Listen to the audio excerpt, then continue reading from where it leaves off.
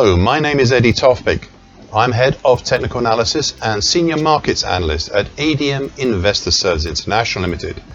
And here is your weekly technical analysis of LME 3-month nickel, zinc and tin. Happy ITAD, International Technical Analysis Day. Today, the 9th of September 2025.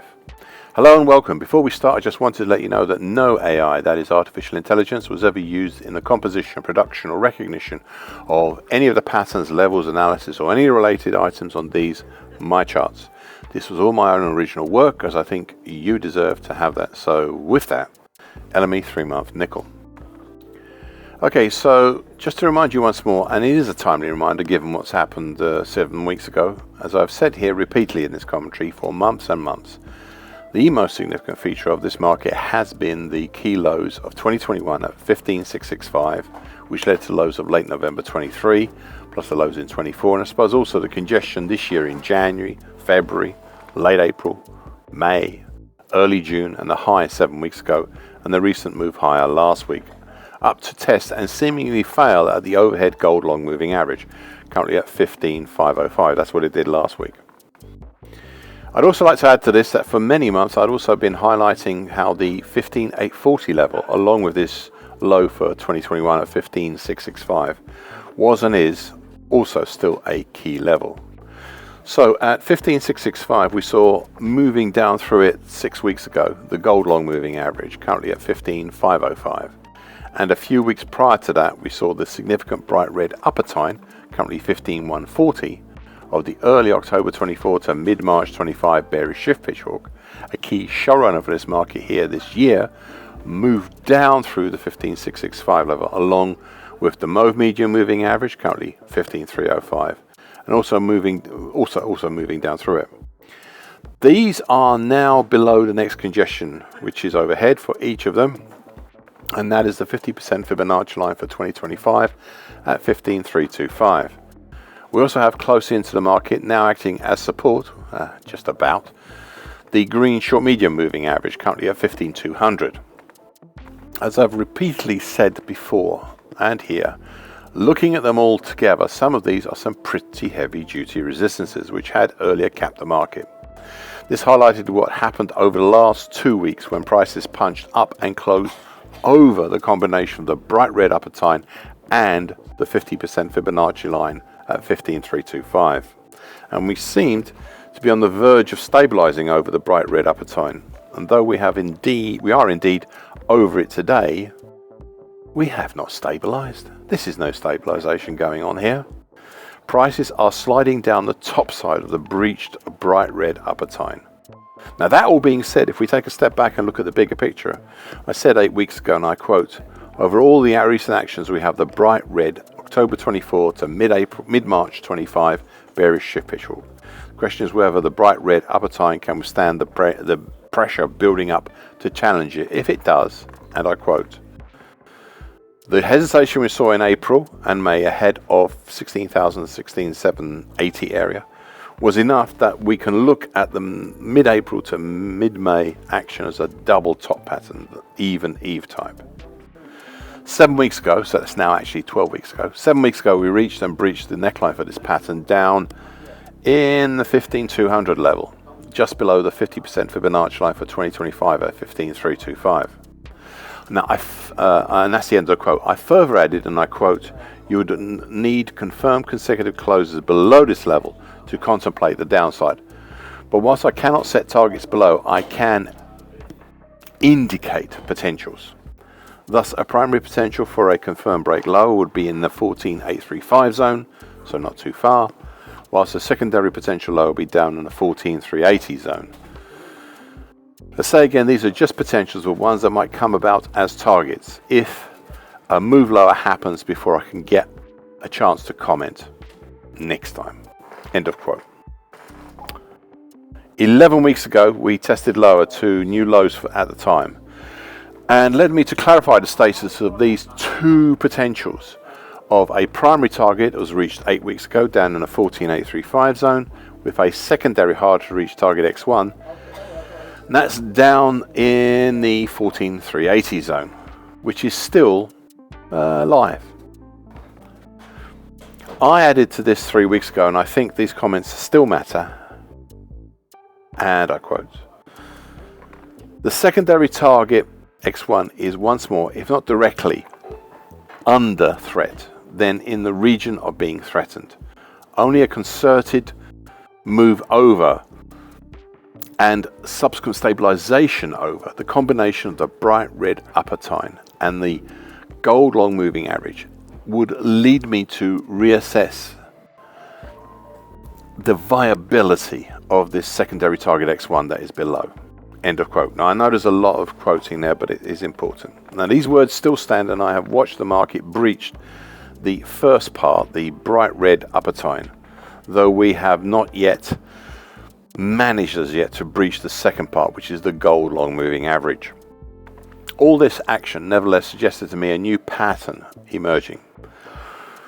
A late May to date rectangle pattern, currently 14,935 to 15,665. That key level, 15,665, is popping up again. Last week I spoke of this just as an idea, but the action since late May fits this sort of pattern. Well, sort of fits this sort of pattern. And I'm inclined to now call it a new pattern, and one we may be working our way through, a rectangle pattern. LME 3-month zinc. Much like LME aluminium, there had been here a number of patterns affecting the market in recent times, all happening at the same time.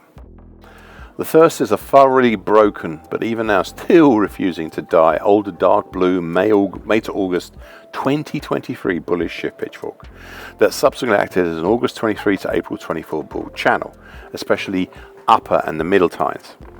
This one still will not die. Even when I thought 20 weeks ago that it had finally expired, it still came back like a high-functioning zombie, influencing and impacting the market, especially the dark blue lower time below, currently at 27.08, and more recently, the immediately overhead dark blue middle tine, which is currently 28.74. The middle tine had the now flatlining gold long moving average, currently 28.12, crossing down through it 6 weeks ago, and this is now bolstering support from the August 2021 low at 28.10 and a recent lesser Fibonacci line at 28.11. Next, looking below, well, as I said 10 weeks ago, and I quote, "I keep an eye upon the green short medium moving average," and that's currently 27.88, and the mauve medium moving average, currently 27.18. Plus what I suspect may be a key level, and that's the 50% Fibonacci line for the whole March to April move at 27.55. This is not the whole of the 2025 action, just the whole of the major move in the last few months. End of quote. Now these three had 2 weeks ago and in late July and early August acted as a base of action for the latest sweep higher. However, over all of this, please remember the words I said 8 weeks ago, and I quote, "So we are finally left with a choice on the interpretation of what the whole March to date drop and hesitation might be.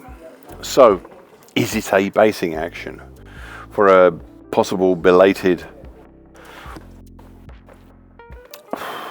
well, maybe not possible future attempt higher, back up to the broken dark blue upper tone, which is currently at 30.38, or is it a hesitation, a somewhat large hesitation with potential down to the 23.10 zone?" Now right now it's not easy to say which, but I would keep an eye on the following: the short medium moving average and the medium moving averages, and the 50% Fibonacci line at 27.55. They all have given a clue to a somewhat bearish future, but this has been countered by the big old broken dark blue lower time, which is still there. End of quote. Yes, the big old broken dark blue lower time lit the fuse in early and mid July, actually early and mid July, for the latest attempt higher. Only have in late July and early August the then combined overhead combined gold long moving average and dark blue middle tine drop a whole load of sand on it and try to extinguish the bullish incentive. However, since then, the bullish flame has regained strength, though we still have not managed to push up through the dark blue middle time, though we have pushed through the highs seen back in late July, if not completely established ourselves over them. No bearish pressure as yet has stopped the market from trying higher, at least towards that dark blue middle time. Beyond that, we have a small congestion between 29.05 to 29.17, made up from the July and August 2021 lows respectively, but what seems a better resistance, well, maybe between 29.58 to 29.67, and that's made up from the April 2019 high, April 2019 high, and the big old 50% Fibonacci line of the 2008 to 2022 move respectively, and that's such one hell of a long move. However, first the market has to overcome the dark blue middle time, if that is truly what it wishes to do. Thank you for listening and watching this broadcast.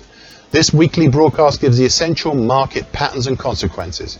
Please be aware of the risk disclaimer posted both at the front and at the back of this broadcast. The copyright is Eddie Tofpik and ADM Investor Services International Limited. And here comes the final important bit.